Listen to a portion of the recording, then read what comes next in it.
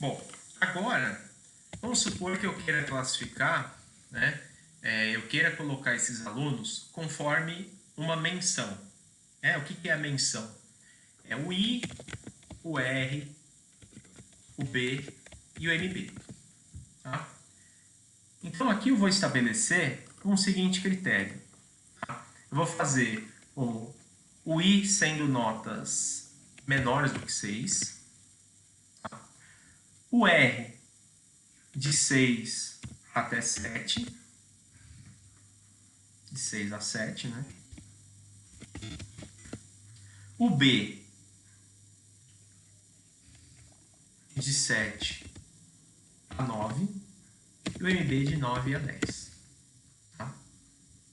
Então, eu quero classificar esses alunos conforme essas notas aqui. Tá? Então, por exemplo, eu quero que o Excel veja a média da Aline e classifique se ela tem B ou MB e tudo mais. Aí vamos mudar aqui o critério. Vamos fazer, então, o B aqui, na verdade, eu vou fazer o MB aqui, ó, de 8,5 a 10. Pronto. Tá? E aqui o B é de 7 a 8,5. Então, como é que a gente pode fazer isso? Tá? Da mesma forma que a gente classificou aqui como aprovado e reprovado, né, eu posso fazer essa classificação das menções. A gente só tem que ter uma ideia do seguinte, pessoal. Quando eu fui classificar em aprovado e reprovado, se ele não estava aprovado, automaticamente ele estava reprovado. Ou seja, o valor, quando não era verdadeira essa premissa, era essa daqui quem era verdadeira. Então eu tinha somente duas opções, verdadeiro e falso. Tá? Então a função C funcionava muito bem assim, ó, numa linha só. Agora o que vai acontecer? Quando eu for classificar um aluno, ele vai ter que primeiro testar o I. A nota do aluno é menor que 6? Não. Se não for, ele vai ter que testar o R. A nota é de 6 a 7? Não. A nota é de 7 a 8? Não. A nota é de 8,5 a 10? E aí ele entra aqui. Então agora eu tenho 4 opções para uma única coisa. Então eu não posso dizer que se a primeira não for verdadeira, as outras 3 serão. É diferente disso. Aqui, se essa aqui fosse falsa, automaticamente essa aqui é verdadeira. Isso são proposições, né? Na lógica, a gente trabalha sempre com verdadeiro e falso. Então, tá bom. O que eu quero mostrar para vocês é o seguinte, né? Para fazer essa classificação, a gente vai ter que novamente usar aqui uma função C. Só que o que acontece? Eu vou sempre testar a partir da primeira classificação possível. Então, eu vou fazer assim, ó. Média do aluno, que é o que está em F2, é menor do que 6. O que eu estou testando? Eu estou testando o I. O que apareceu aqui, ó? Falso. Mas e se fosse verdadeira essa premissa, o que teria que aparecer aqui? Teria que aparecer que esse aluno tem I. Só que não é o caso. Agora, eu tenho mais 3 opções para testar, né? E eu vou precisar fazer um negócio que a gente chama de encadeamento de funções. Somente essa classificação que eu coloquei aqui, ela não consegue retornar os outros valores para a gente. Então a gente vai ter que usar aqui, ó, C. Vou ter que chamar um novo C. Tá? E quando eu chamo um novo C, todas essas funções, teste lógico, valor verdadeiro e valor falso, elas têm que ser colocadas novamente. Então aqui, ó, vocês estão vendo, quando eu chamo C, ele abre um parênteses e tem informações dentro dele. Aqui eu vou fazer a mesma coisa, né? Eu vou fazer o C, e aí quando eu abro parênteses, eu vou ter que preencher teste lógico, valor verdadeiro e valor falso. na verdade, o que a gente está fazendo, né? No valor falso da primeira função aqui, eu estou colocando novas funções.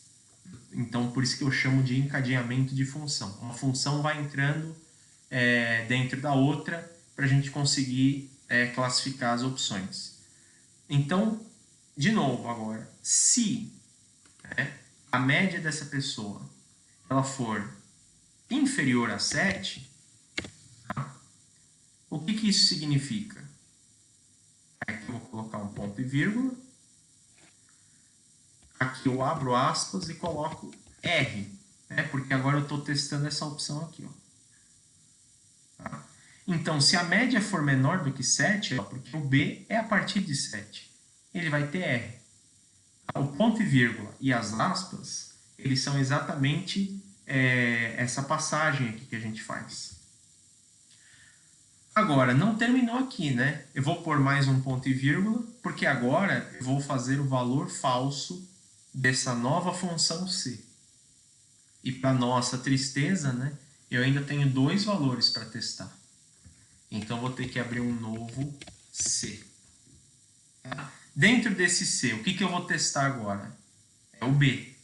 Então, eu vou clicar aqui na média e eu vou mostrar para ele. O valor que está em F2 é menor do que 8,5? Se for menor do que 8,5, né, ponto e vírgula, abre aspas, B. Então, esse B aqui é o valor verdadeiro dessa comparação. Agora, eu testei o I, testei o R, testei o B, falta testar o MB. Então, aqui, ó, C, teste lógico, valor verdadeiro.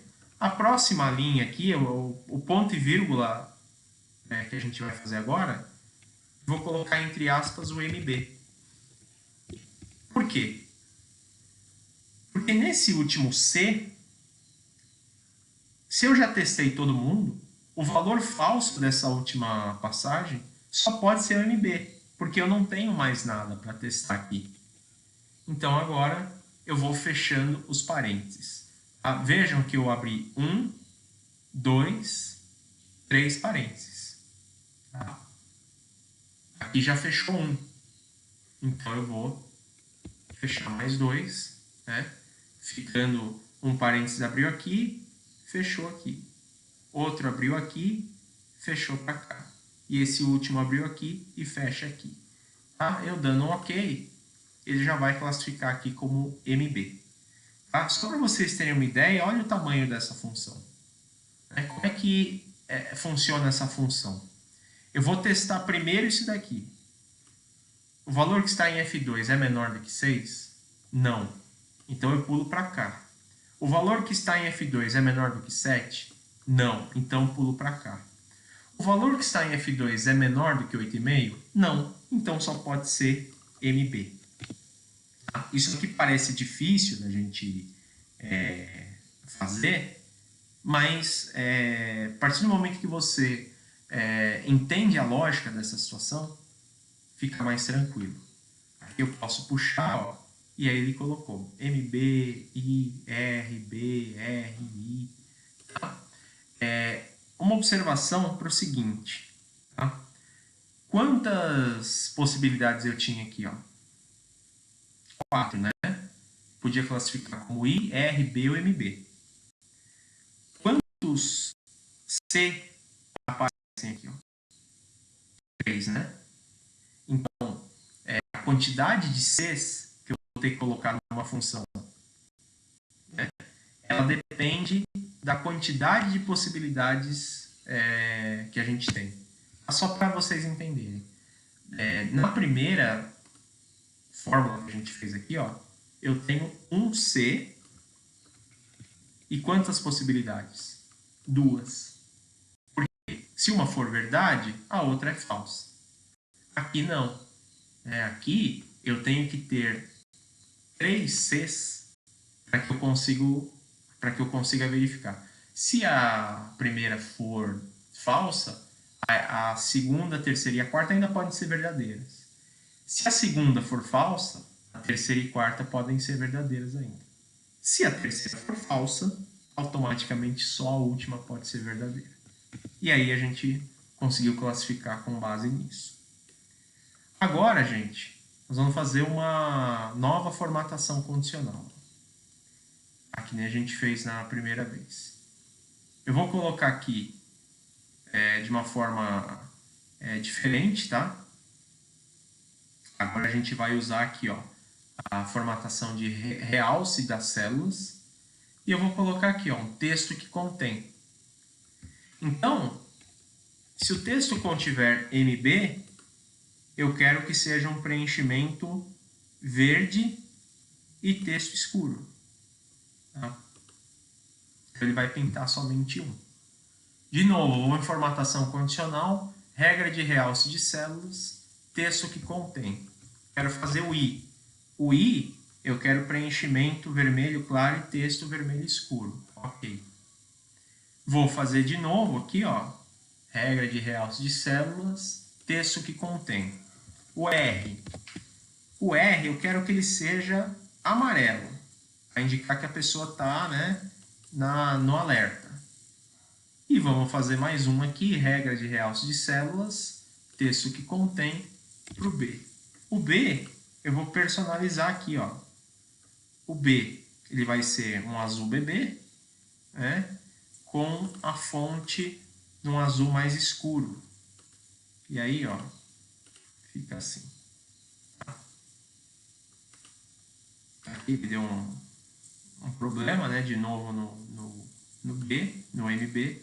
Então, eu vou formatar aqui, ó, MB, eu quero que seja verde, tá? Só o MB. Pronto. Então, isso aqui está formatado conforme a classificação das notas. Tá bom, pessoal?